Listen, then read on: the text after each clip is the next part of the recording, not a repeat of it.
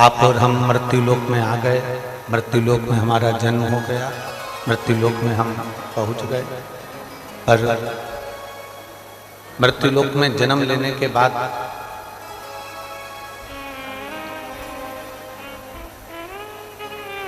चौरासी लाख योनियों में भ्रमित होते रहे और उसके बाद में जो मनुष्य की देह मिली, मानव का शरीर मिला। इस मानव के शरीर को प्राप्त करने के बाद यदि हमने पृथ्वी पर आने के बाद भगवान शंकर की शिव भक्ति नहीं करी, मान लो हमारा जन्म तो हो गया,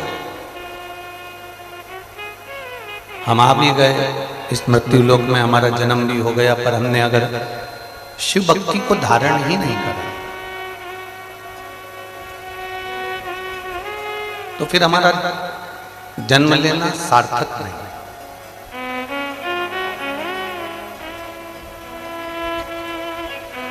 अब जिससे आप सरल भाषा में समझें, आप किसी के यहां दिल्ली में गए, भटिंडा गए, जयपुर गए, लुधियाना गए, कहीं पर भी आप गए और जिससे मिलने के लिए गए और वही व्यक्ति आपको नहीं मिला, जिससे मिलने के लिए आप पहुंचे और वही व्यक्ति अगर आपको नहीं मिला, वो व्यक्ति यदि आपको नहीं मिलता है तो आपका जाना तो फिर व्यर्थ है। फिर मन में सोचोगे कि मैं इतनी दूर से आया, मैंने 500 रुपये खर्च भी करे, 200 रुपये खर्च भी करे, इतना गाड़ी का धक्का भी खाया और इतना धक्का खाने के बाद मैं यहाँ पहुंचा और उसके बाद में मुझे जिससे मिलना था वो मुझे मिला ही नहीं। मुझे जिससे मिलना था वो मुझे मिल ही नहीं पाया। तो शिव पुराण कहती है जैसे हम जिससे मिलने के लिए पहुंचे और वही नहीं मिल पाए तो हमारा जाना व्यर्थ, हमारा जाना बेकार। जिसके लिए हम गए और वही नहीं मिला तो हमारा जाना बेकार। फिर हम क्यों गए? उसी तरह शिव पुराण की विद्येश्वर संहिता भी कहती है जैसे हम किसी से मिलने गए और वो नहीं मिला तो हमारा जाना उसके घर बेकार है। उसी तरह 84 लाख योनियों में 83,99,999 योनियां काटने के बाद जो ये 84 लाखवें नंबर की योनि मिली है मनुष्य की, और इस मनुष्य को योनि पाने के बाद पृथ्वी पर आने के बाद हम यदि शंकर से नहीं मिल पाए तो हमारा पृथ्वी पर आना व्यर्थ है।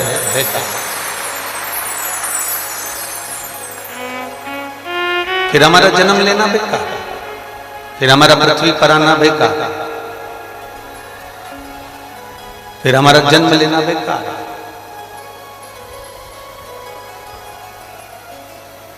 इतनी 83,99,999 योनियां काटते काटते काटते काटते यहां पहुंचे।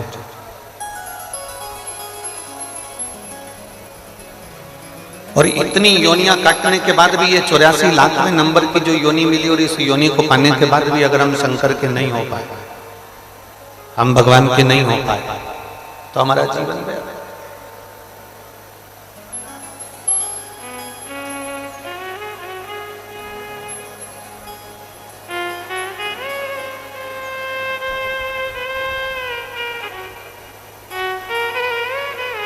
अंगद देव जी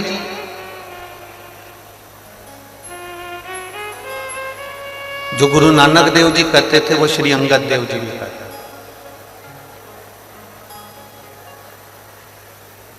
गुरु नानक देव जी की वाणी को अंगद देव जी ने भी अपनी भाषा में उसको कहा।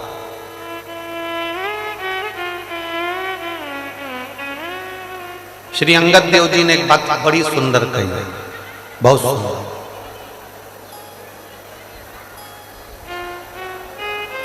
गुरु नानक देव जी जिस बात को कहते रहे, जिस बात का वर्णन करते रहे,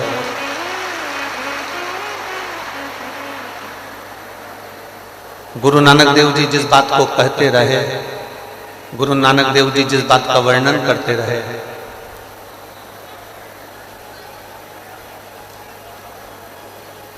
उस बात को श्री अंगद देव जी ने बड़ी सुंदर भाषा में कहा है, बड़ी सुंदर भाषा। श्री अंगद देव जी कहते हैं कि जब जंगल में कहीं आग लगती है, जब जंगल में कहीं बहुत अग्नि लग जाती है, जंगल में आग लग जाती है,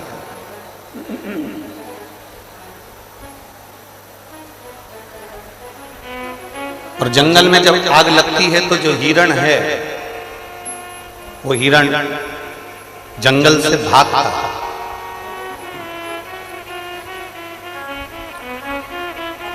अंगद देव जी कहते हैं कि जो जंगल में आग लगी और आग लगी तो हिरण भागा, हिरण किसी दूसरी ओर नहीं भागता, हिरण भागता है तो जहां नदी है, तालाब है, बावड़ी है, सरोवर है, वहां हिरण भागा। गुरु नानक देव जी के शब्द को, गुरु नानक देव जी की वाणी को श्री अंगद देव जी कहते हैं कि हिरण जंगल में आग लगने पर भाग रहा है और वो भागते भागते भागते भागते पानी को ढूंढ रहा है, वो पानी के करीब में जा रहा है, पानी को ढूंढ, और फिर वो जब पानी के करीब में पहुंच जाता है, पानी के पास में पहुंच जाता है तो हिरण को संतुष्टि हो जाती है कि अब मैं जंगल में कितनी भी आग लगी हो, मैं पानी के करीब में आ गया हूं, अब मुझे तकलीफ नहीं होगी क्योंकि मेरे नजदीक में पानी है, मेरे नजदीक में पानी है, अब मुझे तकलीफ नहीं होगी। श्री अंगद देव जी कहते हैं कि हिरण आग लगने पर पानी को ढूंढता है, पानी की ओर जाता है, उसी तरह अंगद देव जी कहते हैं गुरु नानक देव जी की वाणी को कि जब भीतर अहंकार की अग्नि लगी हो, क्रोध की अग्नि लगी हो, वासना की अग्नि लगी हो, तृष्णा की अग्नि लगी हो, तो श्री अंगद देव जी कहते हैं उस समय पर हमको संत की, गुरु की वाणी को ढूंढना चाहिए और गुरु के पास जाना चाहिए। कहीं हमें शिव पुराण की वाणी को ढूंढ लेना है, कहीं गुरु नानक देव जी की वाणी को ढूंढ लेना है, कहीं नामदेव जी महाराज की वाणी को ढूंढ लेना है, कहीं संतों की वाणी को ढूंढ लेना है, कहीं सदगुरु की वाणी को ढूंढ लेना है। जब हम किसी सदगुरु, संत, साधु, सन्यासी, तपस्वी, साधक, उपासक के करीब में चले जाते हैं तो हमको फिर भय नहीं।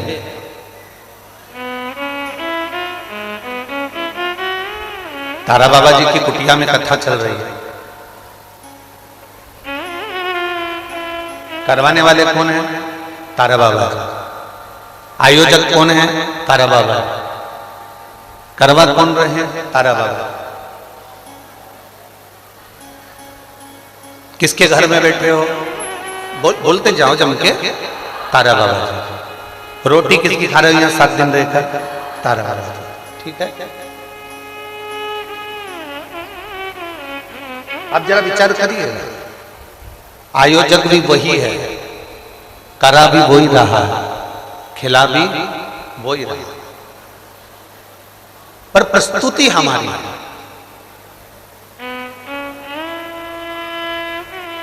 दिख हम रहे हैं, वो दिखता नहीं है।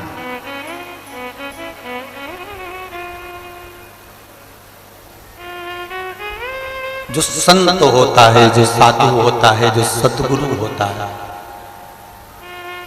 वो सम्मुख में नहीं आता, वो पीछे से टेका लगाकर कह देता है कि लो जाओ, तुम्हारा ये काम हो जाए, जाओ तुम पहुंचो, तुम्हारा ये कार्य हो जाए। कभी तुम्हारे सामने आकर तुमको भरकर 2-4 लाख रुपए कोई गुरु नहीं देगा। बहुत अच्छे से सुन लेना जरा, बहुत समझदारी की कथा है। कोई गुरु, कोई संत, कोई साधु, कोई सन्यासी, कोई तपस्वी, कोई साधक, कोई उपासक अपनी तिजोरी में से 2-4 लाख रुपए निकालकर तुमको कभी नहीं देगा, कभी भी नहीं देगा। क्यों? क्योंकि गुरु संत साधु तुमको भिखारी नहीं बनाना चाहता, वो तुम्हें मेहनत करना सिखाएगा और मार्ग बता देगा कि वहां चल। तुम सेठ बन जा, तो यहां से बठिंडा चले जाना, तू जा यहाँ से दिल्ली चले जाना, तू यहाँ से नोएडा चले जाना, तू यहाँ से गुड़गांव चले जाना, तो लुधियाना चले जाना, तो जयपुर चले जाना, वहां जाकर ये कर लेना। गुरु कभी अपनी तिजोरी में से धन नहीं देगा, कभी भी। क्योंकि दे देगा तो तुम्हें लालच बढ़ जाएगा, फिर तुम कुछ काम करने के लायक नहीं बचोगे। अगर उसने धन दे दिया ना तो तुम किसी काम के नहीं बचोगे, फिर किसी काम के नहीं।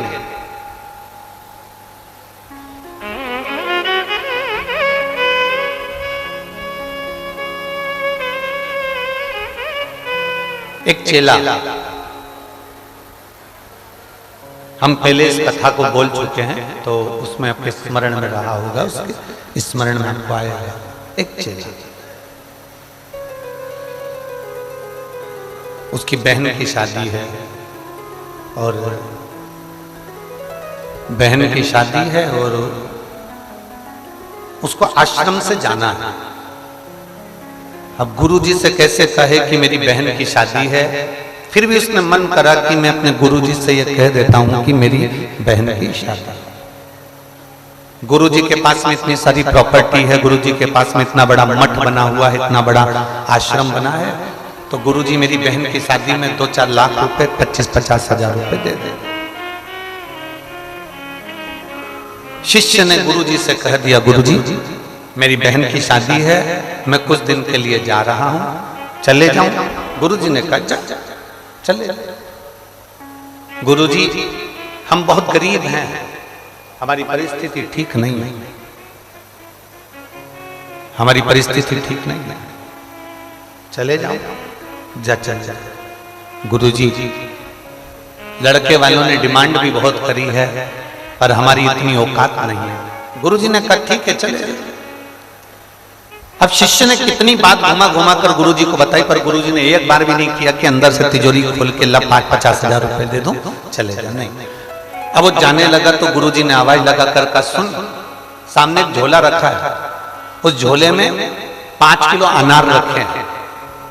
अब चेले ने सोचा माथा भड़ी को अनार को क्या करना, शादी में अनार का क्या काम है? झोले में अनार रखे हैं, वो लेकर चली जा तेरी बहन की शादी में। अब गुरु ने उसको अनार दे दिया। चेला अपने गुरु को कोसता जा रहा है, कैसा गुरु है, इतनी प्रॉपर्टी है, इतना दौलत, इतना धन है, इतनी जायदाद है, इतना पैसा है, चांदी के गिलास में गुरुजी दूध पीते हैं, चांदी के कटोरे में रोटी खाते, इतना धन, और गुरुजी ने मुझे दिया क्या? केवल 5 किलो अनार। और उस 5 किलो अनार का मैं करूंगा क्या? चला जब शिष्य चला, चेला अनार लेकर, चलते बीच रास्ते में थोड़ा रुका। बाहर की आवाज खोल रहे हो, अंदर की खोलो। बीच रास्ते में चेला रुका। जब बीच रास्ते में चेला रुका, तब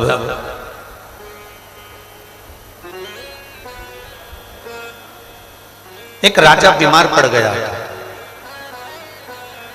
और राजा जब बीमार पड़ा तो वेद जी ने उसको देखा था, डॉक्टर ने उसको देखा था, और वेद जी ने कहा था कि इसको जो दवा दी जाएगी वो दवा अनार के रस में दी जाएगी। इसको जो दवा देना है वो अनार के रस में देना है, अनार के रस। राजा ने अपने नगर में अनार दिखवाया पर अनार मिला। राजा ने सब दूर खबर पहुंचाई कि कहीं अनार मिले तो देखो, उसमें मुझे दवा लेना, उसमें मुझे औषधि लेना। अनार नहीं मिला। दूत ढूंढते राजा के सैनिक जंगल में पहुंच गए। जंगल में ये व्यक्ति सो रहा था, शिष्य सो रहा था, और उसके पास में झोले में अनार रखे थे और उसने वो अनार लेना चाहा, उसने वो अनार मांगा।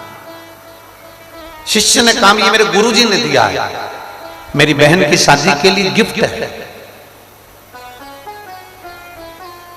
अरे राजा बीमार पड़ा है, लाओ ये हमको दो। नहीं नहीं नहीं, ये मेरी बहन की शादी के लिए गुरुजी ने गिफ्ट दिया है, मैं नहीं दे सकता। राजा के सैनिकों ने उससे अनार लिए, राजा को दिए, दवाई ली, राजा ठीक हो गया। राजा ने कहा अनार कहां से लाए थे? का एक लड़का था, बहन की शादी में जा रहा था, ये अनार उसके पास मिले। राजा ने कहा उसको पकड़ कर लाओ। शिष्य को पकड़ कर लेकर आए, राजा के सामने लाकर खड़ा करा। राजा ने कहा आपके अनार से मेरी बीमारी ठीक हुई है, आपके अनार से मेरा रोग ठीक हुआ है, आप चिंता मत करो। आपके अनार ने और आपने मेरे पुत्र जैसा काम किया है, इसलिए अब आपकी बहन नहीं, इस राजघराने की बेटी है, उसकी शादी मैं करूंगा, उसकी शादी मैं करूंगा। गुरु ने 1 रुपया नहीं दिया, 1 रुपया गुरु नहीं देता। आज असली गुरु, असली संत, असली जो महात्मा होगा वो तुमको रुपया कभी नहीं देगा, कुछ ऐसा कर देगा। अब वो राजा ने उस लड़के को अपना बेटा बनाकर राजकुमार बनाकर रखा, उसकी बहन की शादी राजकुमारी जैसी करी, हीरा पन्ना सोना चांदी रत्न आभूषण में पूर दिया, क्योंकि वो अनार नहीं थे।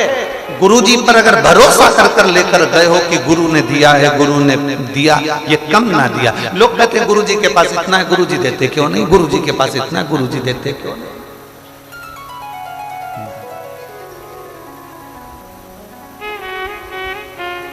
गुरु धन नहीं देता कभी भी, संत सतगुरु कभी धन नहीं देगा।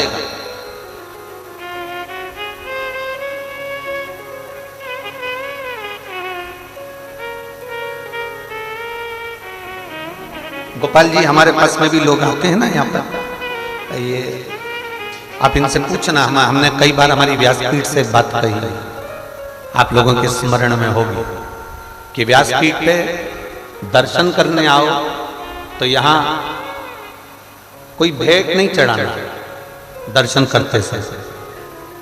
कई लोग आते हैं, गुरुजी आपके पास में डमरू रखा है वो हमको दे दीजिए। हम करेंगे भी क्या, डमरू नहीं रखा रहता, पर तुमने केवल वस्तु मांगी, तुम्हें मांगना था झोली पसार कर इस व्यासपीठ की एक बेलपत्र दे दीजिए, और उससे बढ़कर कुछ नहीं।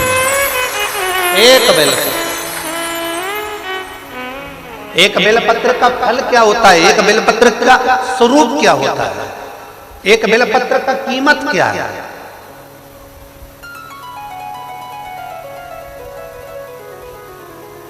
जिसने शिव पुराण नहीं सुनी ना, वो बेलपत्र को नहीं समझ सकता। अभी माननीय विधायक जी ने, श्री गोपाल जी ने कहा, गुरुजी हम व्यासपीठ से एक 51 वृक्ष की बेलपत्र वाटिका का बोले थे, और उन्होंने कितनी वाटिका बनाई? 2। अब समझने वाली बात है, बोली गई थी एक, बन कितनी रही है? 2, क्योंकि ये तारा बाबा की कुटिया में बन रही है। संत के यहाँ कभी थोड़ा नहीं होता, संत क्या बढ़कर ही होगा। गुरु के यहाँ कभी थोड़ा नहीं होता।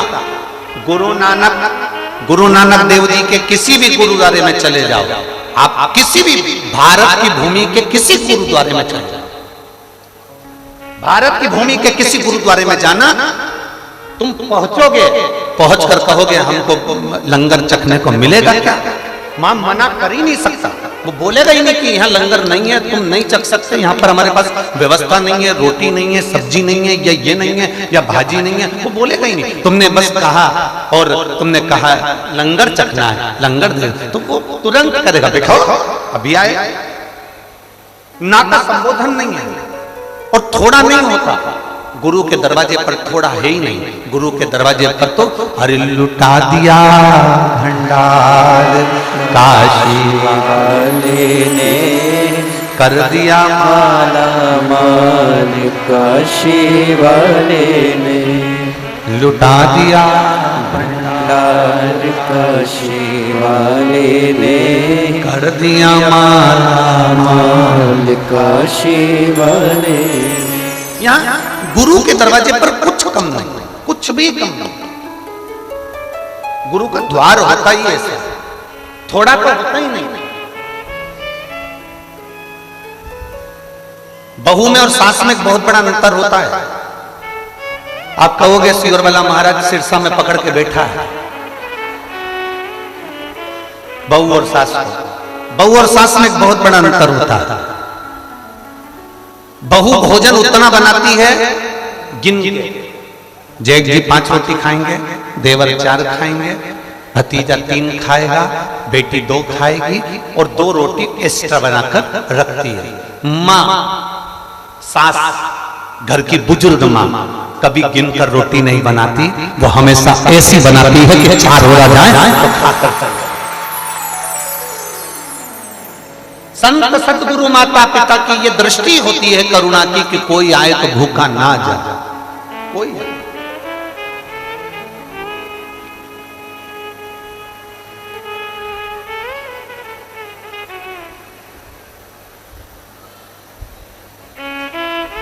जो दिल से पुकारता है वो दिल से देखिए।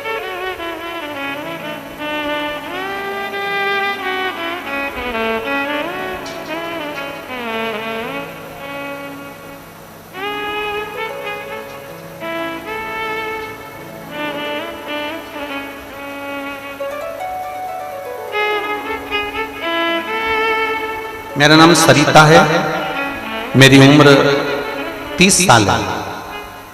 मैं छापरोली जिला बागपत उत्तर प्रदेश की रहने वाली हूँ। कहीं बैठी हूँ आप यहाँ? श्री शिवाय नमस्ते। मेरा नाम सरिता है, मेरी उम्र 30 साल है। मैं छापरोली जिला बागपत उत्तर प्रदेश की रहने वाली हूँ। गुरुदेव, मैं बाबा का क्या वर्णन करूं? 11 फरवरी 2023। इससे पहले मैंने कभी शंकर जी के मंदिर में नहीं गई और कभी भोलेनाथ जी को एक लोटा जल समर्पित नहीं किया। पिछले साल जनवरी में मेरी तबीयत खराब हो गई और मुझे बहुत तकलीफ होने लगी। जब डॉक्टर को दिखाया ना गुरुदेव, तो मालूम पड़ा कि मुझे 3rd स्टेज का कैंसर हो गया। और कैंसर भी साधारण नहीं था गुरुदेव, आंतों का कैंसर था, पूरे शरीर में वो कैंसर फैल चुका था। मेरी शादी को 12 साल हो गए हैं और मेरे 2 बेटे हैं। अचानक इतनी बड़ी बीमारी जानकर मुझे सदमा सा लगा। मैंने सबसे पहले अपनी बहन को फोन किया। आपकी बहन आई है क्या? नहीं आई है। मैंने सबसे पहले अपनी बहन को फोन करा। उसने मुझसे कहा कि तू चिंता मत कर, अगर 3rd स्टेज का भी कैंसर है ना तो भोलेनाथ जी पे भरोसा जरूर रखना, चिंता मत करना। वो सियोर वाला महाराज कहता है कि घबराना नहीं चाहिए, शिव पर भरोसा करो, दवाई खाओ, सब कुछ करो, पर शंकर पर भरोसा टूटने मत देना। मेरी माता के मेरे पिताजी, जब मैंने कथा श्रवण करी तो मैंने मेरे पिताजी को सीहोर भेज दिया और सीहोर में भेजकर वहां से कंकर और रुद्राक्ष दोनों बुलवा लिया।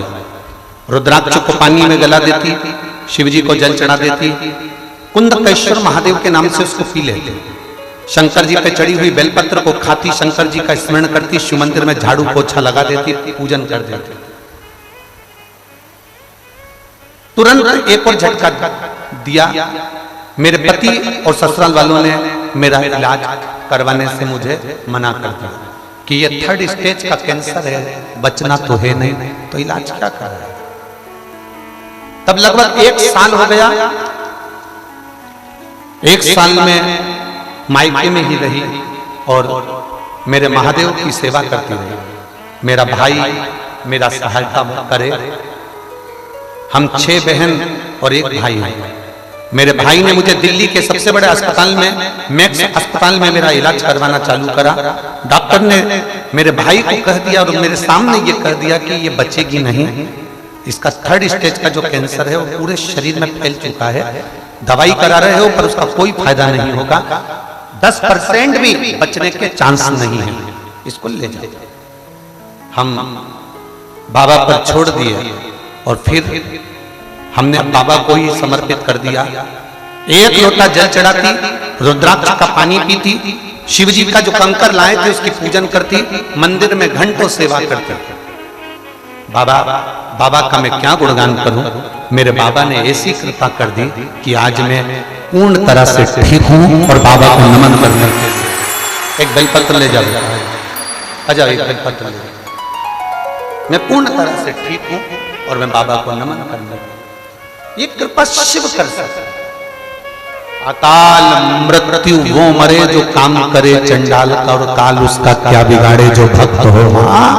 काल जो शिव की आराधना करता है, जो शंकर की आराधना करता है, जो शिव भक्ति में डूबा रहता है, फिर उसका बाल बांका नहीं हो सकता। भगवान शिव ओघड़ का नाम है, वो त्रिकालदर्शी है, वो कैलाशी है, वो अविनाशी है, वो शंकर सहज है। जिसने बेलपत्र के महत्व को पहचान, अभी तो हम श्री गोविंद जी को, श्री गोपाल जी को हम धन्यवाद देंगे, बहुत बहुत धन्यवाद कि आपने इस व्यासपीठ की वाणी को स्वीकार कर वाटिका लगाने का जो संकल्प लिया। ये वाटिका सहज नहीं है, इसके नीचे बैठकर मात्र भगवान शिव का 3 दिवस का अनुष्ठान करने पर भी फल की प्राप्ति सहज नहीं है। बेलपत्री को जो पहचान गया उसने अपनी जिंदगी की सार्थक कैसे कर। ये कोई कहे कि गुरुजी हमको, गुरु तुमको ये धन दे दे, दौलत दे दे, सामान दे दे, कोई मिठाई का डब्बा गुरुजी के पास में आया वो उठा कर दे दे, गुरुजी के पास कोई फल आ गया गुरुजी ने वो उठा कर दे दिया, उसकी मूलता नहीं है, उसकी मूलता नहीं है। मूल है भगवान शंकर का गुणगान, मूल है भगवान शिव की अविरल भक्ति। और तेरी कृपा बिना ना हिले एक भी अणु, लेते हैं श्वास तेरी कृपा से तनु तनु। बहुत अच्छा, रावण अच्छा कर दिया ना।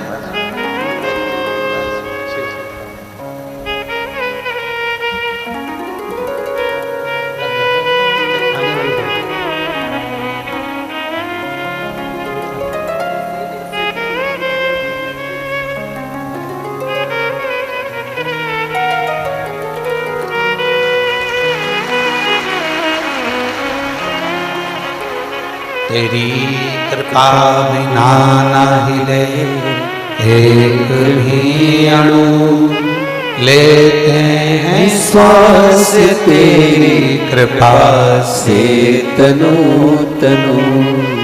हे गंगाधार मुक्ति द्वार ओमकार तू, भोले ओमकार तू, आयो शरण तिहारी शंभु तार तार तू।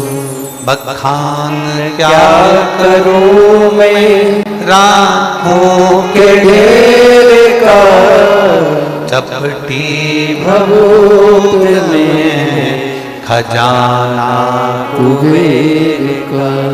हे गंगाधार मुक्ति द्वार ओमकार तू, भोले ओमकार तू, आयो शरण तिहारी शंभु तार तार तू।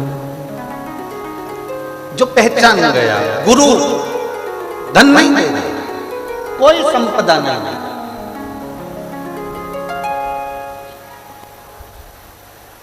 किसी गुरु के पास में कोई धन की कमी नहीं है।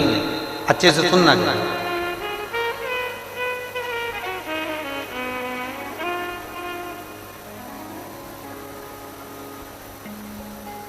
किसी गुरु के पास में कोई संपदा की कमी नहीं, कोई वैभव की कमी नहीं, कोई धन की कमी नहीं, कोई सत्ता की कमी नहीं, पर गुरु नहीं देगा, गुरु नहीं देगा, क्योंकि वो आपको भिखारी नहीं बनाना चाहता। धन दे देगा, थोड़े दिन चलेगा, फिर आप मांगने आ जाओगे।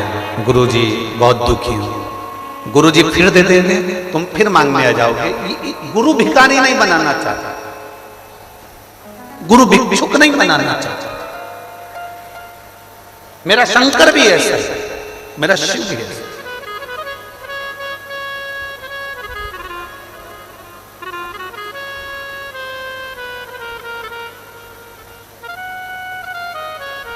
हमने पहले कहा था कोई जल्दी बनता है, कोई लेट बनता है, शंकर को जल चढ़ाने वाला एक दिन सेठ जरूर बनता है। हम पहले कहे कोई जल्दी बनता है, कोई लेट बनता है, थोड़ा समय लग सकता है, थोड़ी तकलीफें ज्यादा आ सकती है, थोड़ा कष्ट जिंदगी में आ सकता है, पर एक दिन से अब किसी ने कहा कि वो तो खुद वीराने में रहता है। तारा बाबा को देखो, अभी अभी तो ये कुटिया बड़ी बन गई, पर तारा बाबा की जो कुटिया है जिसके अंदर वो रहते थे, अंदर जाके तुम कभी दर्शन किए होंगे। टाट बारदान क्या बोलते, इधर बारदान बोलते, बोरा बोलते, टाट बोलते। टाट उनकी पूरी कुटिया में कम से कम 15 जगह पे टाट रखे हैं। लोहे की पेटी, कोई कीमती वस्तु कुछ भी नहीं है। ओघड़ अड़भंग, जैसे शिव रहते हैं वैसा वो रहते हैं। लोग कहते हैं शिव जी के पास में तो कुछ भी नहीं है, शंकर जी के पास में ना बहुत सारा धन दिखता है, ना कोई वैभव दिखता है, ना कुछ दिखता है, कुछ भी नहीं है शंकर जी के पास। फिर ऐसा क्या है? मंगलवार का व्रत करते हो, तुमने हनुमान जी का व्रत करा, मंगलवार का व्रत करा, तुमने मंगलवार का व्रत करा, कितने भी व्रत कर लो, शुक्रवार का व्रत कर लो, शनिवार का व्रत कर लो, गुरुवार का व्रत कर लो, रविवार का व्रत कर लो, चतुर्थी का व्रत कर लो, तीज का व्रत कर लो, एकादशी का व्रत कर लो, प्रदोष का व्रत कर लो, तुम्हारी मर्जी पड़े जिस जिसके व्रत कर लो। पर एक एक पुराण को उठाकर देखना, किसी पुराण में तुम्हें यह नहीं मिलेगा कि तुमने जिस भगवान का व्रत करा उसने तुमको दिया। नहीं, जिसका भी व्रत करोगे, व्रत तुम किसी का भी करो, पर पृथ्वी पर रहने वाले, फल देने वाले तो केवल एक देवाधिदेव महादेव हैं, फल वही देते। शनिवार का व्रत करोगे तो शनि महाराज को पहले भगवान शंकर को कहना पड़ेगा, मेरा भक्त व्रत कर रहा है मेरा, आप मृत्यु लोक के देवता हो, इनको देना पड़ेगा। वैकुंठ में अगर तुम जाके व्रत करते ना तो भगवान वैकुंठ अधिपति दे देते, पर पृथ्वी पर व्रत कर रहे हो तो पृथ्वी के देवता को पूछ कर देना पड़ेगा। तिरुपति में भगवान वेंकटेश भी अगर आकर बैठे तिरुमाला में तो पहले भगवान शंकर से पूछा क्या मैं तिरुपति में आकर बैठ जाऊं तिरुमाला में? जब भगवान शंकर ने कह दिया तब वो तिरुमाला में आकर बैठे। नाथद्वारा में श्रीनाथ जी, नाथद्वारा में श्री जी बाबा आकर बैठे तो उन्होंने एक लिंग जी से पूछा क्या मैं यहां आकर बैठ जाऊं? तब बाबा ने कह दिया कि तुम बैठ, मना ना, बैठो।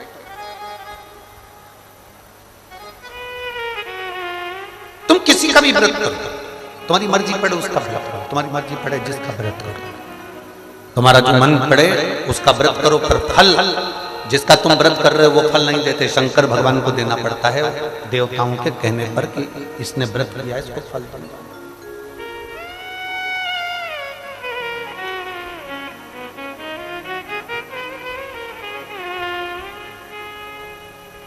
जिसने पहचान लिया, शंकर भगवान को जो जान गया, उसने, एक महिला बैठी है यहाँ पर, सुमन गोदारा, पति का नाम है अनिल गोदारा, हरियाणा के हिसार, हरियाणा के हिसार आजाद नगर से आई है। कहीं बैठी हो तो हाथ मिलाइए। हरियाणा के आप ही हैं? आ जाओ, एक बेलपत्र ले जाओ। हरियाणा के हिसार आजाद नगर से, आजाद नगर की रहने वाली हैं। हिसार के आजाद नगर से पैदल चलकर सिरसा तक कथा सुनने के लिए आई है। पैदल चलकर आई।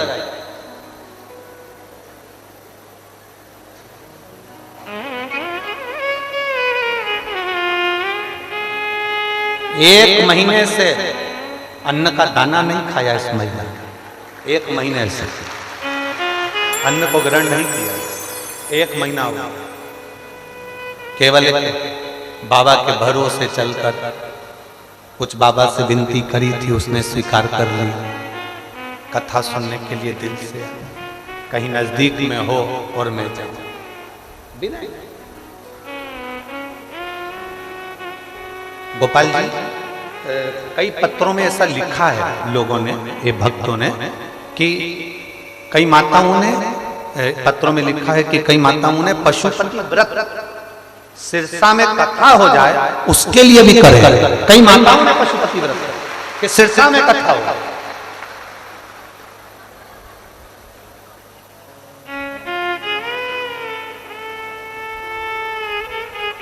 ये शिव भक्ति है, ये ओघड़ दानी की भक्ति है, शंकर की अविरल भक्ति है। उसको पहचानना बहुत कठिन है, उसको जानना बहुत कठिन है। जिस दिन हम उसको पहचान गए, जिस दिन हम उसको जान गए, जिस दिन हम उसे पहचान गए, जिस दिन हम उसको जान गए, पहचान गए, उस दिन वह हमारे करीब में होगा और हम उसके करीब में होंगे। जिस दिन हम जान गए उस दिन वह हमारे करीब में होगा, हम उसके करीब। शिव महापुराण की कथा कहती है,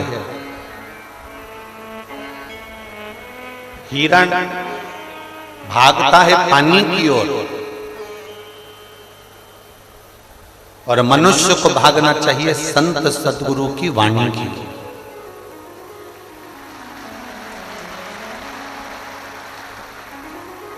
अब हम आपसे पूछें, चाकू, खंजर, तलवार, तीर, बंदूक की गोली और वाणी, फिर से समझ लीजिए, चाकू, तलवार, खंजर, गुप्ती, तीर, बंदूक की गोली और वाणी, इनमें सबसे ज्यादा गहरी चोट कौन करता? जम के बोलो जरा। वाणी। चाकू से जो घाव हुआ वो भरा सकता है, गोली से जो घाव हुआ वो भरा सकता है, तलवार से जो घाव हुआ वो भरा सकता है, तीर से जो घाव हुआ वो भरा सकता है, खंजर से जो घाव हुआ वो भरा सकता है, पर वाणी से जो घाव होता है वो मरते दम तक नहीं भरा। वाणी का घाव मरते दम तक नहीं भरा था, आखिरी समय तक भी। सामने वाले व्यक्ति ने तुम्हें बचपन में भी अगर चोट करी है, तुमको धोखा दिया है, तुम्हें तकलीफ दी है, तुम्हें कष्ट दिया है, तो जब तुम्हारे सामने वो आएगा तब तुमको लगेगा कि इसने मुझे ऐसा करा। भले अच्छे से मिल रहे हो, अच्छे से जुल रहे हो, सब बात हो रही है, सब कुछ हो रहा है, परंतु फिर भी उसकी वाणी का तुम्हें स्मरण आता ही रहेगा। वाणी बड़ी विचित्र है।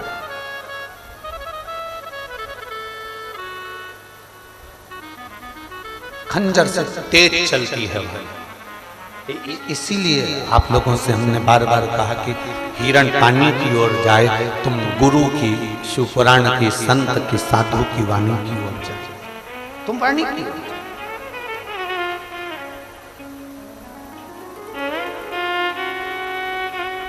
जब भगवान देवादिदेव महादेव का माता पार्वती जी के साथ में विवाह हुआ, शिव जी का जब माता पार्वती जी के साथ में शादी हुआ, शादी होने के बाद माता पार्वती जी ने शंकर भगवान की वाणी पर ही विश्वास किया, वाणी पर भरोसा किया, वाणी पर विश्वास किया।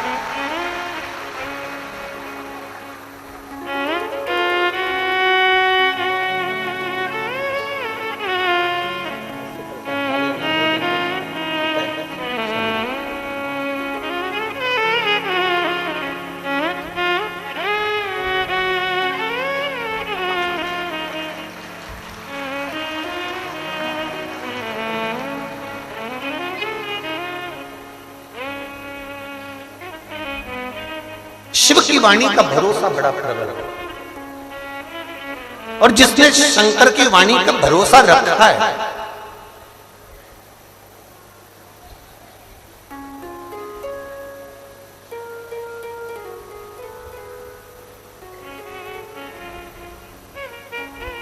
अभी अभी विधायक महोदय कर रहे थे श्री गोपाल जी टांडा जी कि इन सब का मन है गुरु जी आप हर वर्ष आओ, ये भी श्री गोपाल जी पर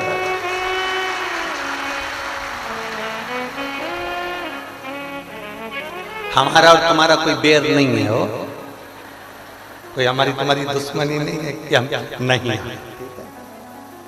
पर हमने एक बात अपने जीवन में हमेशा उतारी है, वो आज भी कहता है, आहों में असर होगा घर बैठे बुला लेंगे। आप भगवान शंकर की भक्ति करो, भजन करो, कीर्तन करो, स्मरण करो, शिव जी को एक लोटा जल चढ़ाते रहो। जितने बाबा की कुटिया में बैठे और जितने आस्था चैनल पर कथा सुन रहे हो, जितने फेसबुक यूट्यूब पर कथा सुन रहे हो, जितने तारा बाबा की कुटिया में कथा सुन रहे हैं, जितने रोड पर, कल कोई ने एक लेटर भेजा था, उस लेटर में लिखकर भेजा था कि जितने तारा बाबा की कुटिया के अंदर हैं उतने गोविंद जी ने बाहर रोड पे बड़े बड़े माइक लगा रखे हैं, दुकानों के अंदर भी लोग बैठे हैं, दुकानों के अंदर भी बैठे हुए हैं। तो जितने रोड पर बैठे हैं, जितने तारा बाबा की कुटिया में बैठे हैं, जितने आस्था चैनल पर कथा सुन रहे हैं, जितने फेसबुक यूट्यूब पर कथा सुन रहे हैं, इतना ध्यान रखना, तुम्हारा विश्वास जब दृढ़ होगा, तुम्हारा विश्वास जब पक्का होगा और मेरा भोलेनाथ तुम सबकी झोली जब भर देगा तो अगले साल हो सकता है फिर बुला लेगा। विश्वास की दृढ़ता होना चाहिए, विश्वास की दृढ़ता हो। मालूम पड़े हम इस बार कथा के कर चले जाएं और तुम्हारी झोली खुशियों से ना भरावे तो तुम अगले साल कथा में आओगे। अरे बोलो तो जम के नहीं। इसलिए मेरे भोले बाबा से इतना निवेदन जरूर करूंगा कि जितने आए इतना भर देना, इतना भर देना, इतना भर देना कि अगले बार फिर आके यहाँ बैठे। एक बेटी है जो भटिंडा में आई थी सुनने के, एक भटिंडा वाली कोई बेटी,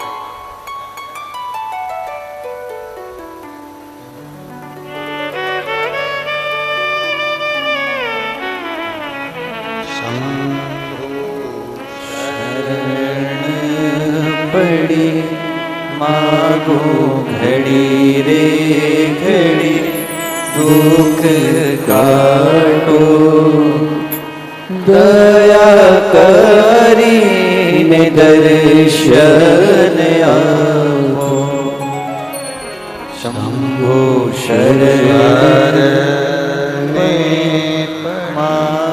मांगू घड़ी रे घड़ी दुख काटो दया करी निदर्शन आपो शंभो शरण पड़ी मागो घड़ी रे घड़ी दुख काटो दया करी निदर्शन आपो। पत्र था जिस पत्र में उन्होंने लिखा था, मैंने भटिंडा की कथा श्रवण की,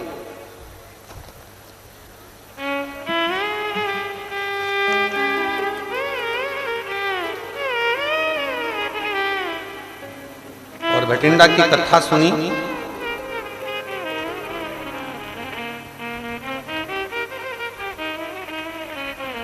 इसमें रख के भेजा था, ठीक है।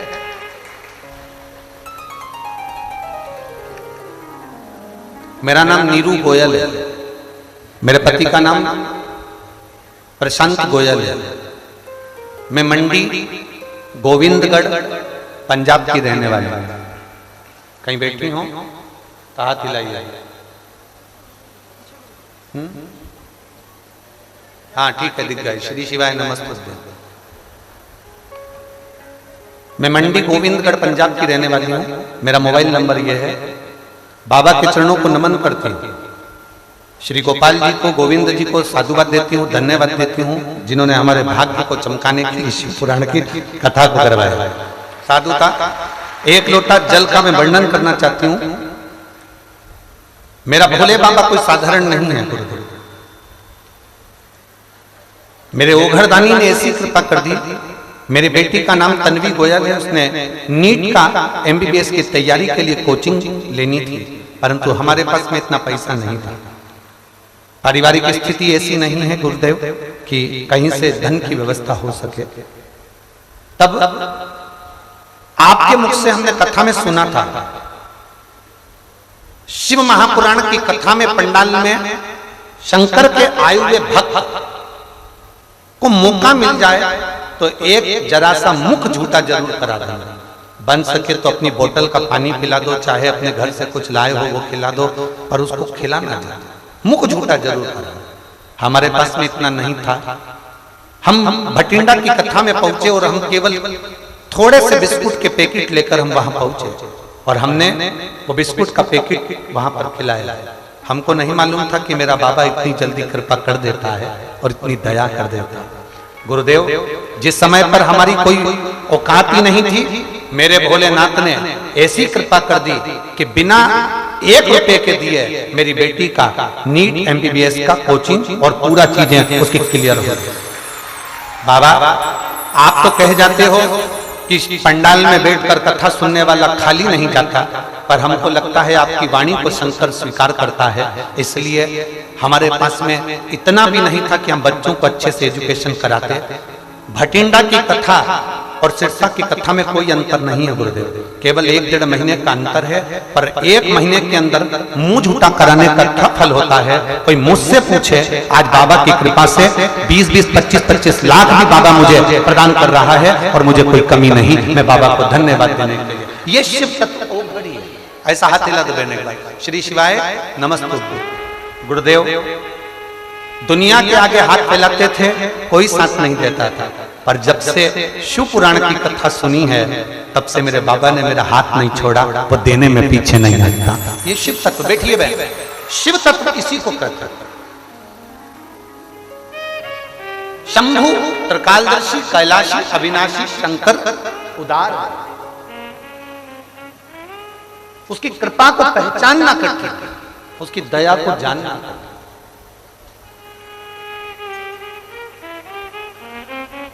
उसमें लिखा बेटी कोचिंग नहीं कर पा रही थी, पर उसके लिए व्यवस्था भी मेरे भोलेनाथ ने करा और वो नीट की कोचिंग करना प्रारंभ कर। हम उसके सहारे, हम उसके भरोसे रहे।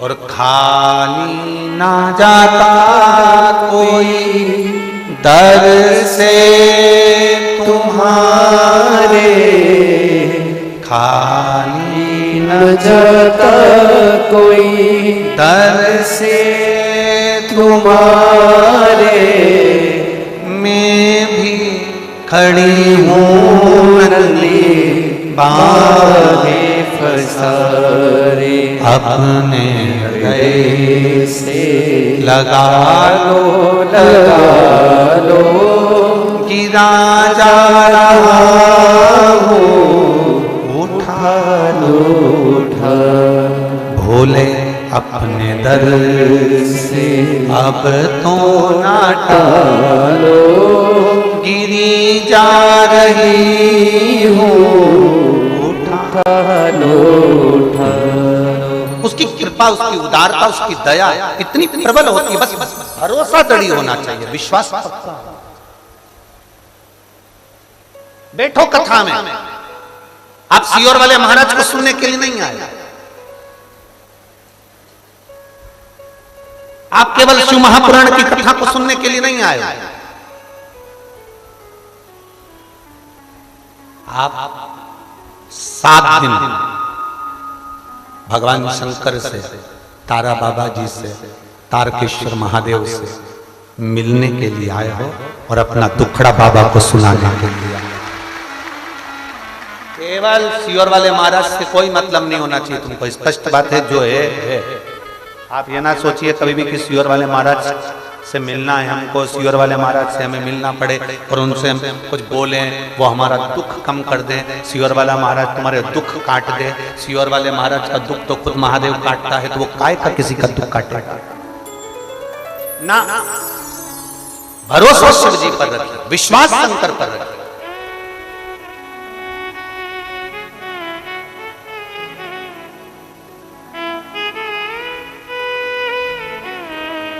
कितना सुंदर एक संवाद है रामचरितमानस का, स्मरण करिएगा जरा।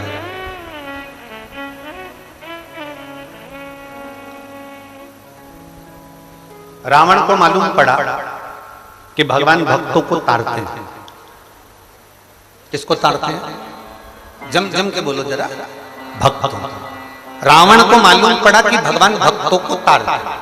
रावण छोटा था उस समय, उसकी शादी नहीं हुई थी।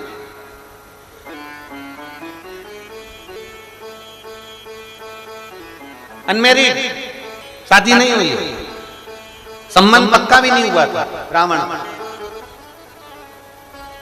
और उसने बहुत उपद्रव मचा रखा था पूरी पृथ्वी पर, पूरी सृष्टि में उपद्रव मचा। रावण की शादी वादी नहीं हुई थी उस समय, और रावण को मालूम पड़ा कि भगवान भक्तों को तारते हैं। तो रावण को लगा मैंने तो इतना पाप किया है, ऋषियों की कुटिया तोड़ दी, यज्ञ बंद कर दिए, गौ माता को ताड़ दिया, कई कष्ट दिए दुनिया के लोगों को, मेरे जैसे पति का उद्धार कौन करेगा? 33 कोटि देवताओं में कोई ऐसा देवता है क्या जो भक्त को भी ताड़ दे और पापी को भी ताड़ दे? रावण ने अपनी बुद्धि में यह बात बिठाई कि भक्त भी तर जाए और पापी भी तर जाए। ऐसा कोई देवता है? ऐसा कोई देवता है? उस समय रावण की शादी नहीं हुई थी, रावण कुंवारा था।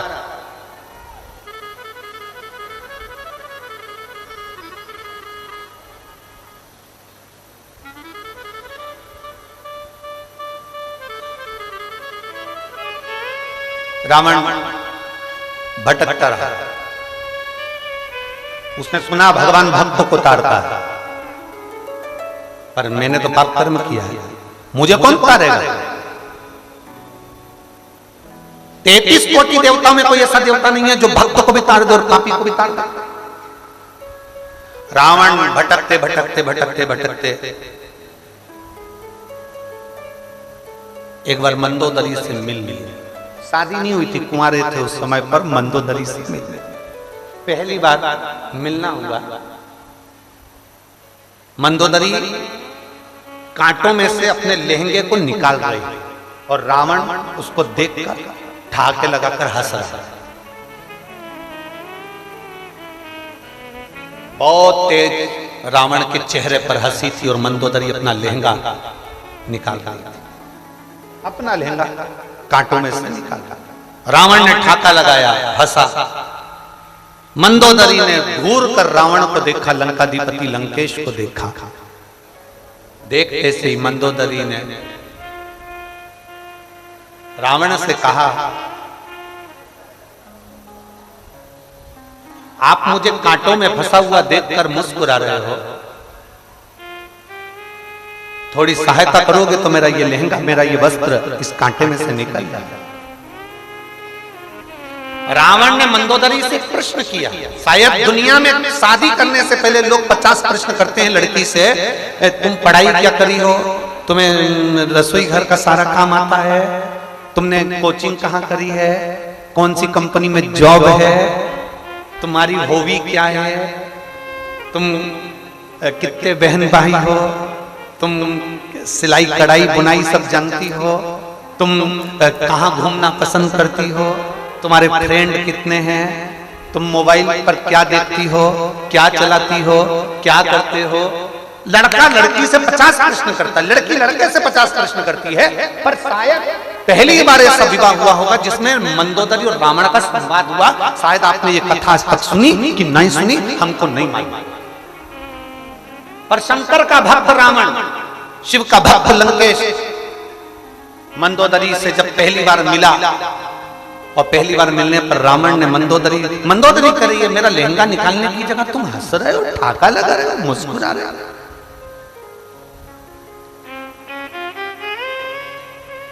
लड़का लड़की में पहली बार जब मुलाकात होती है शादी के लिए तो कितनी कितनी बातें होती है, बहुत सारी बातें होती है, बहुत। लड़की भी कह देती है एक बार बस अपनी शादी हो जाए, मैं पूरे घर को स्वर्ग बना दूंगी और घर में रहने वालों को स्वर्गवासी बना दूंगी। जब घर को ये स्वर्ग बनाएगी तो उसमें रहने वाले तो वैसे स्वर्गवासी हो जाएंगे। बोले तो बोले, बस शादी हो जाने दो।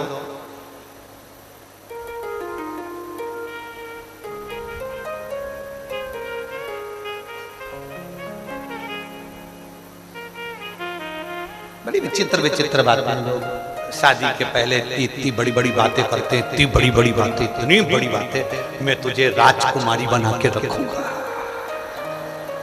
अब यहाँ इतनी बैठी है बेचारी, कितनी बड़ी बड़ी बात करी थी, मैं तुझे रानी बना के रखूंगा। क्या मालूम था नौकरानी बना के रख। जरा सा पानी गिरता और चिल्ला के दौड़ते, पोछा तो लिया, झाड़ू तो लगा ले, पोछा तो लगा ले, फिर ये कह देती है मैं तुम्हारे बाप की नौकरानी। कितनी बड़ी बड़ी बात लोग करते हैं, इतनी बड़ी बात बोलना भी नहीं चाहिए। जैसे हो वैसे बोलो, देखो हम तो ऐसे हैं और ऐसे ही रहेंगे, उसमें क्या है। रावण ने मंदोदरी को देखा, मंदोदरी कर रही है, तुम वस्त्र निकालने की जगह ठाठा लगाकर हंस रहे हो। रावण कहता है मेरा एक प्रश्न है, अगर तुमने उस प्रश्न का उत्तर दे दिया तो मैं तुम्हारा वस्त्र भी निकाल दूंगा और जिंदगी भर तुम्हें अपनी रानी बनाकर रखूंगा और तुम जैसा कहोगी वैसा करूंगा, तुम जैसा कहोगी वैसा करूंगा। बस एक प्रश्न है, उस प्रश्न का उत्तर दे दीजिए। मंदोदरी का लहंगा कांटे में उलझा हुआ है, रावण मंदोदरी से कह रहे हैं, तो मंदोदरी ने पूछा तुम्हारा प्रश्न क्या है, उत्तर दो, बताओ क्या प्रश्न है। रावण ने कहा मेरा प्रश्न केवल इतना सा है कि मैंने संतों के मुंह से सुना है, ऋषियों के मुंह से सुना है कि भगवान भक्तों को तारता है। कोई ऐसा देवता है जो पतितों को भी तार दे, कोई ऐसा देवता है जो पापी को भी पार उतार दे और भक्तों को भी पार उतार दे।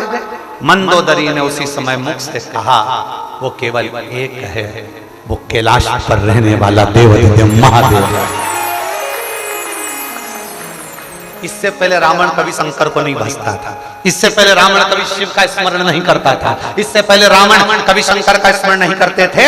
पर मंदोदरी के मुख से सुना कि वो शिव भक्तों को भी तारता है और वो शिव पापियों को भी पार उतारता है। वो शिव भूत प्रेत पिशाच डाकनी प्रेत सबको पार लगा देता है। वो शिव, वो शंकर, उसको लोग पशुपति नाथ भी कहते हैं, तो पशुओं को भी पार देते हैं।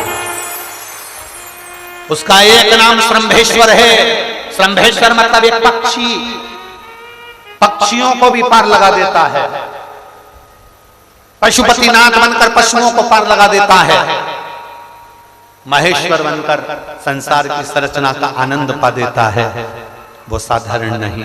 रावण ने मंदोदरी के वस्त्र को निकाला और रावण ने उस दिन सोच लिया कि अब मुझे कुछ नहीं करना है, सारे देवताओं को तो बंदी बना लिया है, महादेव को बंदी नहीं बनाना, उनकी आराधना करना है, क्योंकि वो पापियों को भी तार देता है, पतितों को भी पार उतार देता है। रावण से मंदोदरी ने फिर एक प्रश्न किया, जरा सुनिएगा उस प्रश्न को। रावण से मंदोदरी प्रश्न कर मंदोदरी ने पूछा रावण से, तुमने प्रश्न करा कि भक्तों को तारते हैं, पापियों को कोई तारने वाला भगवान है, पापी और भक्त दोनों को तारे, तो आपने कह दिया महादेव है। मंदोदरी ने प्रश्न किया, तुम भक्त हो कि पापी हो? अब किसी की शादी हो रही हो और लड़के पूछ ले, पीते हो?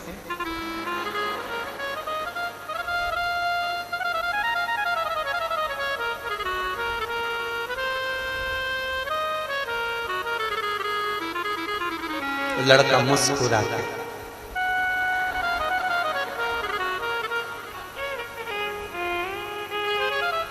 मेरी सौगंध खाओ। लड़के ने सोचा खा लो, मर भी जाएगी तो दूस दिया जाएगा।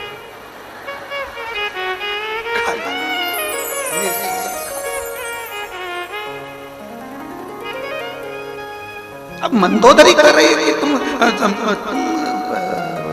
भक्त हो कि पापी हो?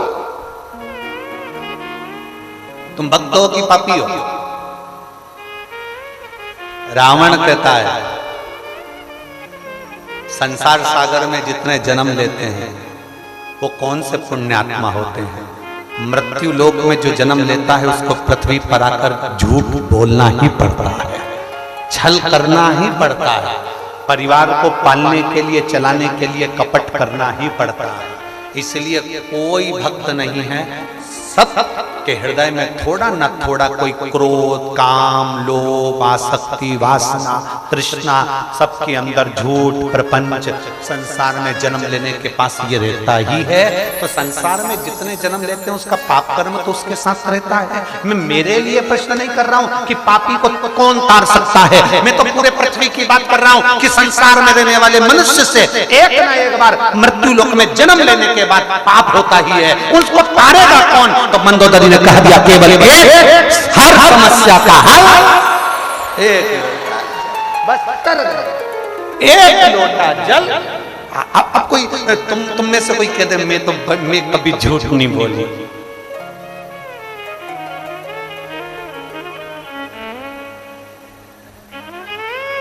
कभी कभी टेढ़ी चोटी वाली की भी चोटी सीधी हो जाती है। हमने भी देखी वो फिल्म भला है बुरा है जैसा भी है मेरा पति मेरा। कभी कभी टेढ़ी चोटी वाली की भी चोटी सीधी हो जाती है।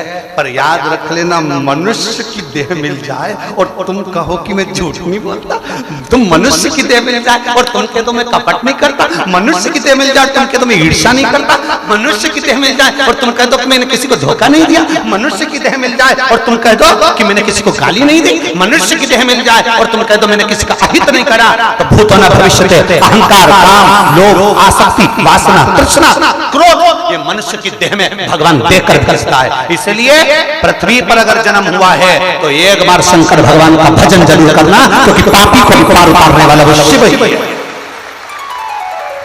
भक्त को भी वही तारता है, पापी को भी वही तारता है। शंकर जी की किसी से दुश्मनी नहीं है। तुम देख लो अगर किसी से दुश्मनी हो, रावण कितना बड़ा असुर था, भगवान नारायण से उसकी दुश्मनी थी, ब्रह्मा जी से उसकी दुश्मनी थी, इंद्र से थी, शंकर जी से थी नहीं थी। बेस्ट फ्रेंड, दुश्मनी है ही नहीं। उन्होंने शंकर जी से कहा भी हमारी लंका चलो कैलाश पे से। शंकर भगवान बोले मेरा मन नहीं तेरे यहां जाने। क्यों? मेरी सोने की लंका उसमें जाने का क्यों मन नहीं? शंकर जी बोले नहीं मैं नहीं जा सकता, क्योंकि मैं तो अपनी गुफा में अच्छा, पर्वत भी अच्छा। रावण जिद चढ़ गया, तू मेरा बेस्ट फ्रेंड होकर नहीं चल सकता, चलना पड़ेगा। शंकर भगवान को लेके चल दिया। शंकर भगवान ने सोचा इसके जाऊंगा नहीं जाऊंगा नहीं। बीच रास्ते में शंकर जी ने अपना भजन बढ़ा दिया, उसने नीचे लग दिया, हिले ही नहीं, वैद्यनाथ के रूप में पूजा नहीं। पार कौन करे? कौन संसार में जन्मा जिसने अच्छे से अच्छा संत, साधु, गुरुजन, तपस्वी जन, साधक, उपासक जो पृथ्वी पर जन्म लिया है। मृत्यु लोक इसको कहते हैं संसार, जिसमें कोई सार ही नहीं। उसका नाम बोलो बोलो जम के बोलो, संसार। इसको कहते दुनिया, मतलब दुगनिया। यहाँ जितने बैठे हैं सबके दो मुंह हैं, कभी किसी के मुंह पे अच्छा बोल देते हैं, थोड़ी देर बाद उसी की बुराई कर देते हैं, दुगनिया। इसलिए इसका नाम दुनिया। तो तुम किसका साथ तो लेकर बैठे?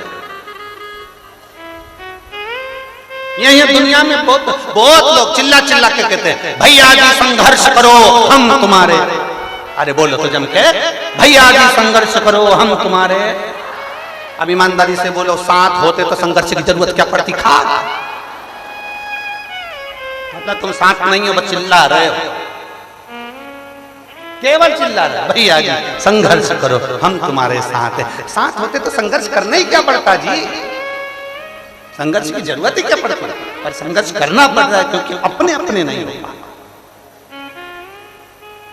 अरे देख लिया संसार हमने, देख लिया सब मतलब के यार हमने देख लिया, झूठा है संसार हमने देख लिया, झूठे नाते झूठे रिश्ते, झूठे नाते झूठे रिश्ते, अरे झूठा है संसार हमने देख लिया, सब मतलब के यार हमने देख लिया, देख लिया संसार हमने देख लिया।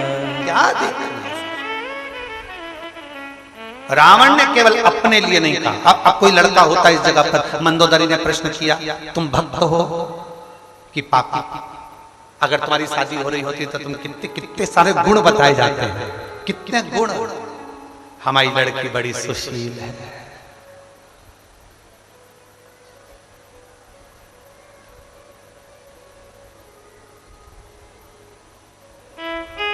कपड़ा बनाने में हमारी लड़की कपड़ा बनाने में एक नंबर है, समझ जाओ, बहाने बनाने में एक नंबर है। हमारी लड़की सब काम कर लेती है, बेवकूफ भी बना लेती है। हमारी लड़की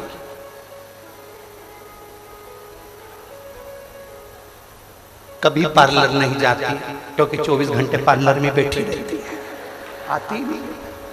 कितनी कितनी बात, कितनी कितनी एक से बढ़कर एक उसके गुण बताए गए, लड़के के भी एक से बढ़कर एक गुण बताए गए। अवगुणों को छुपा लिया गया, गुण प्रस्तुत कर दिए गए। गुण प्रस्तुत है, अवगुण छुपा लिया। रावण अवगुण नहीं छुपा रहा, ये रावण की विद्वत्ता है, ये रावण की महानता। अवगुण नहीं छुपा रहा। रावण से पूछा मंदोदरी ने, तुम भक्त हो कि पापी हो? रावण ने कहा, मैंने ऋषियों को वरदान कराया, सबके यज्ञशाला को तोड़ दिया, भजन पूजन नहीं होने देते। अब तू अंदाजा लगा ले कौन सी क्वालिटी की, अंदाजा लगा। मंदोदरी ने कहा, मतलब तुम पापी हो? तुम पापी हो? रावण मुस्कुराकर कहता है, संसार में जो जन्म लिया है, पृथ्वी पर आकर उसने कुछ ना कुछ गलत जरूर किया है। कोई सृष्टि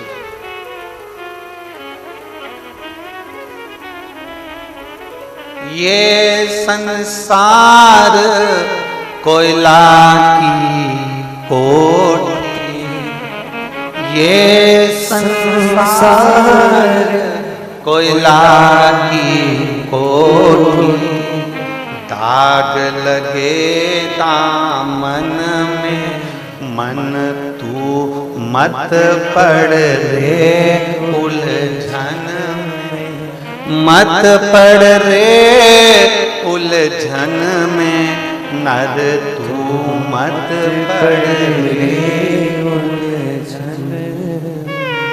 ये संसार कोयले की कोठी है, कोयला की खान है, जो आएगा थोड़ा ना थोड़ा तो लगेगा ही, थोड़ा ना थोड़ा लगेगा। पाप कर्म व्यक्ति से होगा, तो पापी को भी कौन तार सकता है? मंदोदरी ने फिर कहा, तुम भक्त हो कि पापी हो? रावण ने कह दिया पापी। मंदोदरी कहती है, तुमने क्लियर कह दिया, आपने मेरे सामने अपने पाप को दर्शाया। बस एक काम करना लंकाधिपति, जब महादेव के सामने जाओ, उसको एक लोटा जल चढ़ाओ, तब उसके सामने भी कह देना कि मैं पतित हूं, तू पावन है, पार लगाना तेरा काम है, मैं पापी, तू संभाल।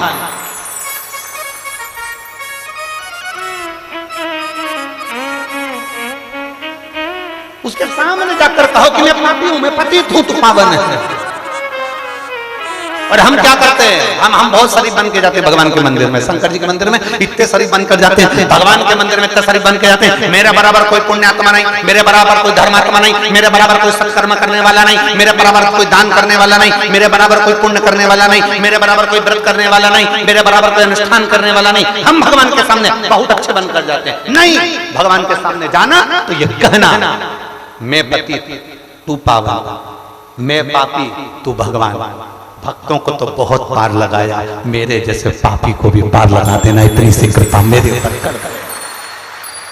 भगवान भी समझ जाएगा कि कितना सत्य बोल रहा है। सत्य बोलने वाले समझ में आते हैं। भगवान के सामने सत्य बोलो, दुनिया के सामने अपनी जगह पर जाने तो तुम बोलोगे भी तो नहीं मानेंगे, कि वो तो समझेंगे झूठ बोल। दुनिया के आगे नहीं, परमात्मा के आगे सत्य बोलो। भगवान की शिव महापुराण की कथा में जब बैठो, शंकर के सामने जब बैठो, दिल से कहकर जाना, उससे दिखावे से नहीं, छल से नहीं। यहाँ एक महिला बैठी है,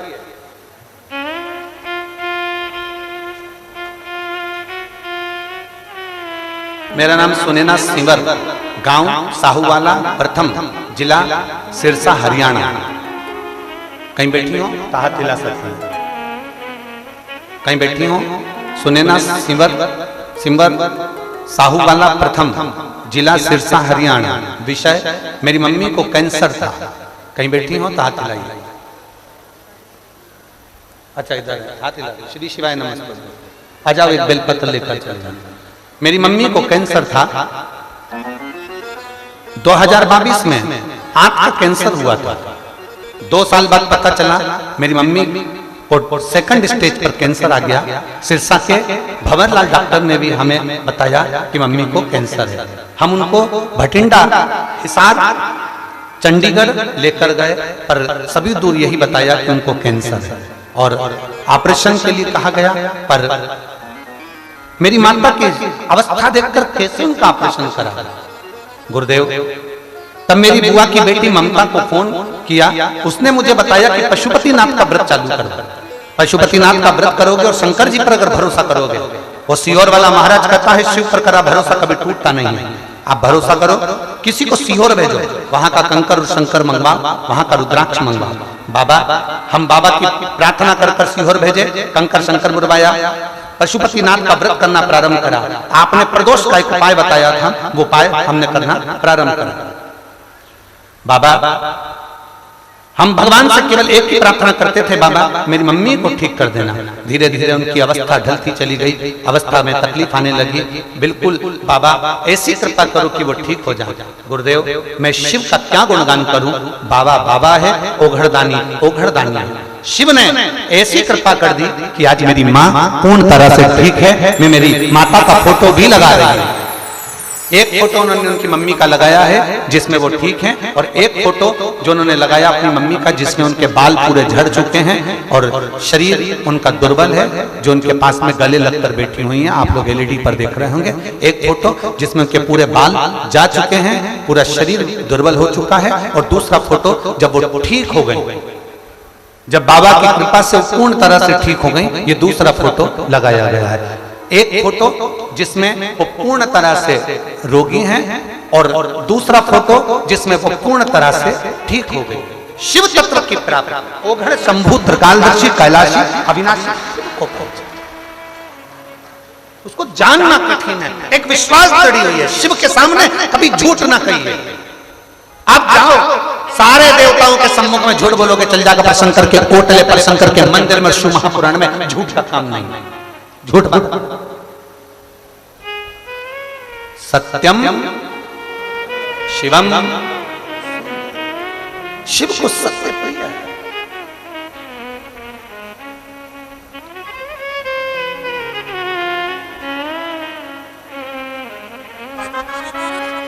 और आप जब उससे कहेंगे, जब आप उससे निवेदन करेंगे, वो स्वीकार करेगा।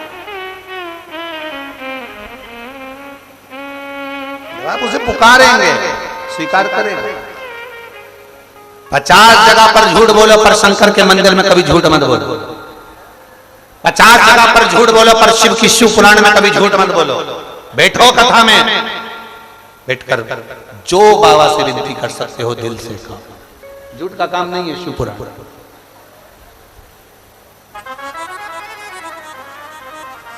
मैंने तेरे ही भरोसे बाबा, तेरे ही भरोसे हवा बिच उड़ती जावांगी बाबा डोर तो छड़ी ना में कटी जावांगी।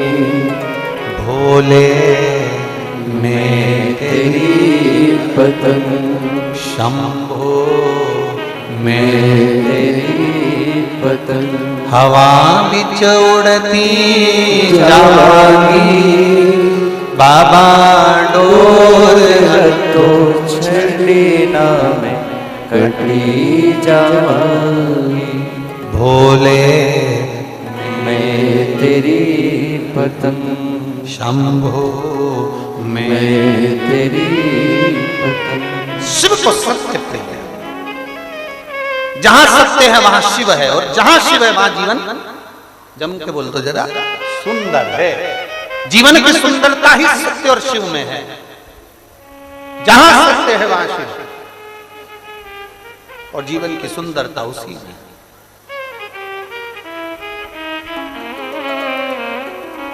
कितना सुंदर कहा है शिव पुराण में। आपके पर्स में 10 रुपए नहीं है, आप शंकर के मंदिर में दर्शन करने के लिए गई हो, शिव पुराण की कथा सुनने के लिए गई हो, आपके पर्स में 10 रुपए भी नहीं, अपनी पड़ोसन पास में है, अपनी देवरानी जेठानी पास में है, शंकर की शिव पुराण के सामने और शंकर के शिवलिंग के सामने आप अपनी पड़ोसन के आगे भी हाथ फैलाना मत। उससे मत कहना कि मुझे 10 रुपए दे, मुझे आरती में चढ़ाना है, मुझे 50 रुपए दे, मुझे पोथी पर चढ़ाना है, मुझे 100 रुपए दे, मुझे मंदिर में चढ़ाना है। दूसरे मंदिर का नहीं कर सकता, पर शंकर के शिव पुराण में और शंकर के शिवलिंग के सामने अपनी पड़ोसन से 10 रुपए मांग कर भी भगवान को मत चढ़ाना। मेरे भोलेनाथ को बुरा लगता है कि जब तेरा बाप बैठा है तो दुनिया से क्यों मांगता है, क्यों मांग? जब तेरा पिता बैठा है किसी से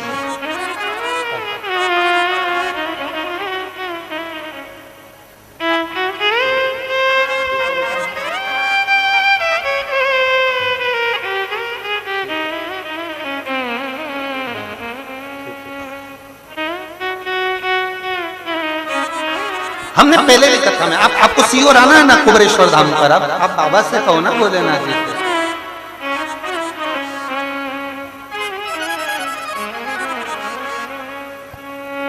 खर्चो भेज पान से मंच पे पधारे, 2 मिनट का उद्बोधन हम सभी को प्रदान करें।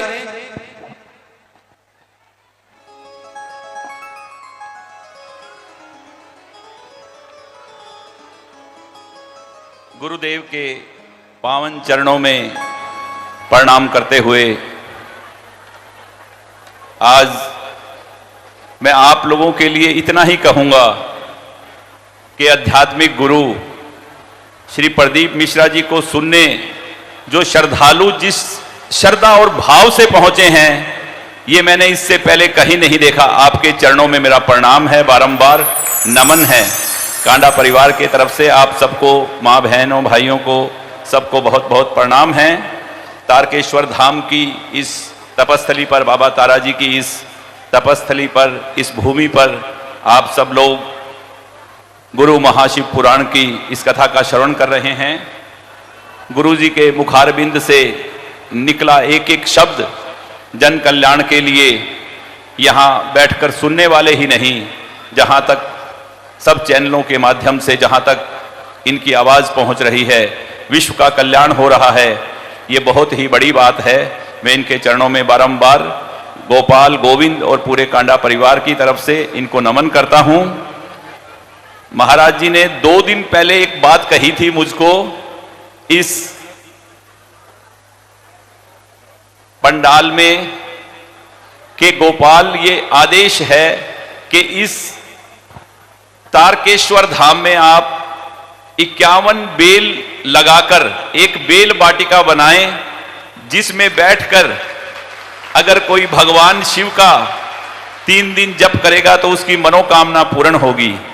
मैं महाराज जी के उन आदेशों का इनके गोपाल और गोविंद ने पालन ही नहीं किया, अपितु भगवान शिव के सामने और एक भगवान के शिवालय के सामने 2 51 बेल पत्रिका की 2 वाटिका हमने आज लगा दी है।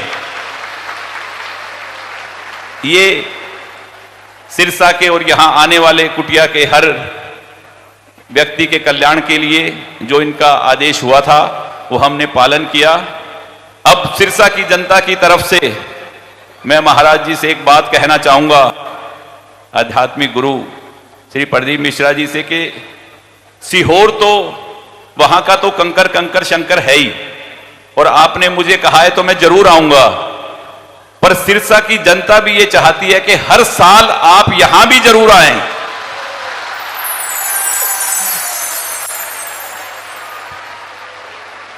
क्योंकि मुझे हर शहर के व्यक्ति ने यही कहा है कि मैंने कहा भाई मैंने कभी नहीं कहा कि मैंने कुछ किया या मैं कुछ करूंगा। मैं तो उनके आगे और मेरे तारा बाबा के आगे ये बात आपकी जरूर रख दूंगा कि वो हर वर्ष आकर महाशिव पुराण की कथा इस तपस्थली पे, इस तारा बाबा की कुटिया में जरूर सुनाएं और जन जन का उद्धार करें। मेरी आपसे ये प्रार्थना है। और एक छोटी सी विनती और है कि हमारी कुटिया की तरफ से जो भंडारे में लगे हैं, जो सेवा में लगे हैं, वो सेवादार मुझे कल कहने लगे कि भाई साहब हम सेवा करते रहते हैं पर ना तो हमें कथा सुनने का मौका मिलता और ना ही महाराज जी के दर्शन का मौका मिलता। तो 100-200 वो जितने भी लोग हैं, आप जाने से पहले अपने हाथ से उनको प्रसाद जरूर देकर जाए। मेरी ये आपके चरणों में प्रार्थना है उन सेवादारों के लिए कि आप उन सबसे उनको आशीर्वाद दे के जाएं, क्योंकि वो तन मन धन से पूरी सेवा कर रहे हैं। और सभी के चरणों में एक बार मेरे परिवार की तरफ से सभी को प्रणाम। और इतना ही कहूंगा अंत में 3 दफा कि ओम नमः शिवाय, ओम नमः शिवाय, ओम नमः शिवाय, श्री शिवाय नमस्तुभ्यम, नमस्तुभ्यम, नमस्तुभ्यम। बड़ा ही सुंदर उद्बोधन आदरणीय विधायक जी ने हम सभी को प्रदान करा। एक बार जोरदार ताली बजाकर स्वागत करें। सुंदर आज कथा के 4th दिवस में हम सभी प्रवेश करेंगे। उससे पहले जिन दानदाताओं ने, जिन भामाशाहों ने मंदिर, गौशाला, वृद्धाश्रम, अन्य क्षेत्र बाबा कुबेरेश्वर धाम हेतु अपनी सहयोग राशि प्रदान करी, उन सभी पवनशाली पुण्यशाली दानदाताओं के नाम आर्या जी त्रिपाठी, वाराणसी उत्तर प्रदेश से 1001 रुपए की सहयोग राशि अपनी समृद्धि की। नीतीश कुमार जी पांडे, कोरबा छत्तीसगढ़ से सुधा 500 रुपए गुप्तदान में। इटावा उत्तर प्रदेश से सुधा 500 रुपए। सत्यवती जी की तरफ से बरेली उत्तर प्रदेश से 1001 रुपए गुप्तदान में। देवगढ़ से सुधा 1001 रुपए। आशा जी की तरफ से दिल्ली से सुंदर 21 रुपए। रमेश चंद जी पांडे हल्द्वानी उत्तराखंड से सुधा 500 रुपए। स्मृति बाला जी बहरोज की तरफ से रायपुर छत्तीसगढ़ से सुधा 1001 रुपए की सहयोग राशि अपनी समृद्धि की। ओम प्रकाश जी सैनी की तरफ से दिल्ली से सुधा 500 रुपए। आलोक जी दीक्षित फारुखाबाद उत्तर प्रदेश से 500 रुपए। ओम कुमार जी की तरफ से मुजफ्फरपुर बिहार से सुधा 1001 रुपए। प्रियम जी वर्मा गाजियाबाद उत्तर प्रदेश से सुधा 500 रुपए। कंचन जी सक्सेना रुद्रपुर उत्तराखंड से सुधा 500 रुपए। भाभित जी माथुर की तरफ से उदयपुर राजस्थान से सुधा 2100 रुपए की सहयोग राशि अपनी समृद्धि की। रेखा ब्रजेश कुमार जी मुरादाबाद उत्तर प्रदेश से 1500 रुपए। कनक माला जी पचासी की तरफ से दिल्ली से सुधा 521 रुपए की सहयोग राशि अपनी समृद्धि की। अरुण कुमार जी गुप्ता की तरफ से प्रयागराज उत्तर प्रदेश से 551 रुपए। उर्मिला सिंह जी ठाकुर की तरफ से सोनपुर से सुधा अपने 1100 रुपए की सहयोग राशि समृद्धि की। एकता कुमारी जी की तरफ से इंदौर मध्य प्रदेश से 1001 रुपए। मल्होत्रा परिवार अंबाला पंजाब से सुधा 11,000 रुपए की सहयोग राशि अपने जो धर्मशाला बनने जा रही है उस धर्मशाला के निर्माण हेतु समर्पित की। बहुत बहुत बधाई। 14 विचार आपके 14 सहयोग राशि अपनी समर्पित की। सुंदरम राकेश रंजन जी की तरफ से बिहार से सुधा 1100 रुपए। भीमाबाई तुलसीराम जी काले की तरफ से संभाजी नगर महाराष्ट्र से 500 रुपए। स्वर्गीय ओम प्रकाश जी निगम की तरफ से सुधा 1001 रुपए की सहयोग राशि अपनी समृद्धि की। अरविंद कुमार सिंह जी की तरफ से बलिया उत्तर प्रदेश से सुधा 1100 रुपए की सहयोग राशि अपनी समृद्धि की। उर्मिला जी की तरफ से रांची झारखंड से सुधा 500 रुपए। प्रिया जी शर्मा की तरफ से जबलपुर मध्य प्रदेश से सुधा 500 रुपए। तेजस जी यादव हावड़ा पश्चिम बंगाल से 1100 रुपए। विक्रम प्रताप सिंह जी की तरफ से कानपुर उत्तर प्रदेश से 500 रुपए। देवेंद्र जी शुक्ला की तरफ से दमोह मध्य प्रदेश से 551 रुपए। रमाकांत जी बुतौलिया की तरफ से ग्वालियर मध्य प्रदेश से सुधा 1100 रुपए की सहयोग राशि अपनी समृद्धि की। कैलाश चंद जी बीना की तरफ से दिल्ली से सुधा 1100 रुपए। गुड्डू सिंह जी ठाकुर की तरफ से कांगड़ा हिमाचल प्रदेश से सुधा 5100 रुपए की सहयोग राशि अपने गौ माता के चरण हेतु समृद्धि की। बहुत बहुत बधाई। माई तोरे रूप हजार मात जगदम्बिका। माई तोरे रूप हजार मात जागदम्बिका जागदम्बिका जागदम्बिका जागदम्बिका जागदम्बिका माई तोरे रूप हजार मात जागदम्बिका माई तोरे रूप हजार मात जागदम्बिका।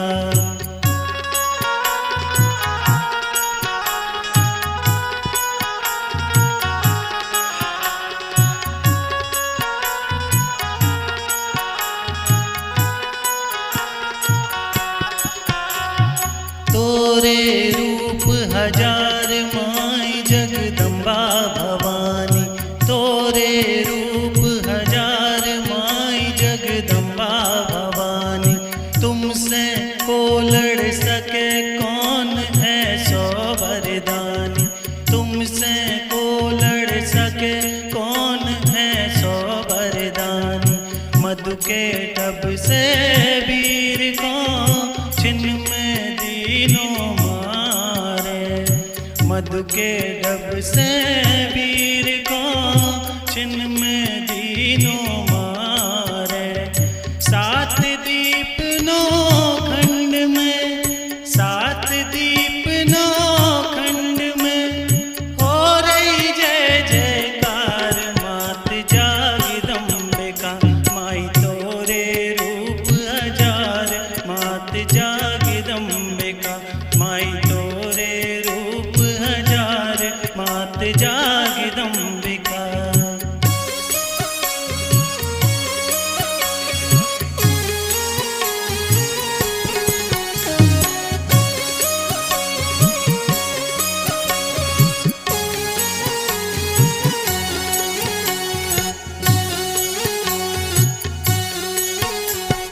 हो रही जय जयकार माई गौरा महारानी हो रही जय जयकार माई गौरा महारानी।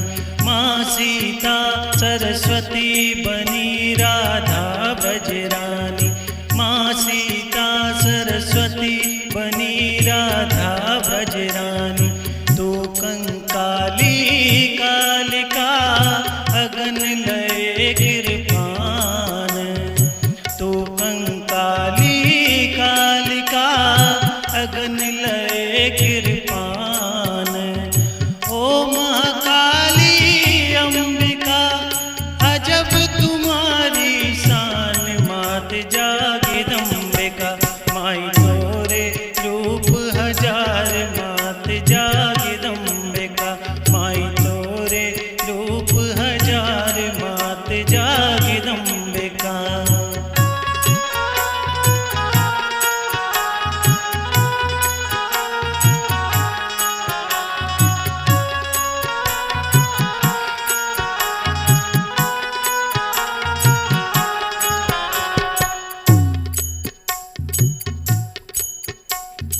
अजब तुम्हारी शान देव गुण गाए तुम्हारे अजब तुम्हारी शान देव गुण गाए तुम्हारे।